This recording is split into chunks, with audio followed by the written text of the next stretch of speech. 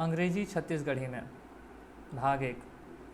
आज हम यहाँ 2 लाइन पढ़बो अंग्रेजी में, और जो लाइन है बे वो है, if you want to shine like a sun first burn like a sun. यह हमार पूर्व राष्ट्रपति डॉक्टर APJ अब्दुल कलाम के द्वारा कहे गए है। बहुत ही सुंदर 2 लाइनें। शुरू से एक बार फिर से पढ़थन। If you want to shine like a sun, ठीक है, first burn like a sun, ठीक है। अंग्रेजी सीखना उतना ज़्यादा कठिन नहीं है संगवारी हो, बस थोड़ा सा ध्यान देल पड़ते। एक शब्द मन के अर्थ एक बार देखथन, यानी कि वर्ड मीनिंग। इफ़ के मतलब होते यदि या फिर अगर। अंग्रेजी भाषा में जो शब्द है वो मना हिंदी जैसे पढ़े नहीं जाए, वो होते का ओकर अर्थ हा घुल मिल के मना पूरा जो वाक्य है बे ओकर अर्थ ला सब झन मिल के बनाते, ना कि कोई जैसे लिखे जाते वैसे ओकर अर्थ नहीं निकले, ठीक है। तो इफ़ के यहाँ पे हो सकते, यदि हो सकते, या फिर अगर हो सकते। यू मतलब हो सकते होते तुम, वांट मतलब होते चाहना, और वांट टू मतलब होते चाहते हो, ठीक है। शाइन के मतलब होते चमकना, लाइक के मतलब होते जैसे। जो ए यूज़ करथन ओकर मतलब होते एक जब हमन ला एक लिखना होते तो हमन 1 नहीं लिखन, हमन हा ए ला यूज़ करथन ठीक है, एक इस्तेमाल करथन। और सन मतलब होते सूरज जो रोज़ दिन उगते।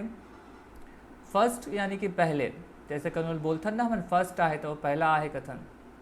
बर्न मतलब होते जलाना या जलना, या यहाँ पे जो वाक्य है ओकर हिसाब से एकर मतलब वही मेहनत करना, ठीक है। तो एक बार और देख लेथन।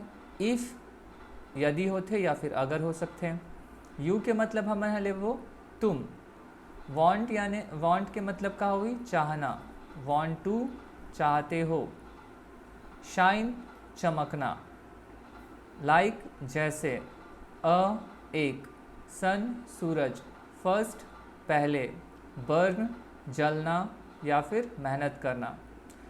वाक्य एक बार फिर से पढ़थन। If you want to shine like a sun first burn like a sun, ठीक है। तो एक पूरा मतलब का होई,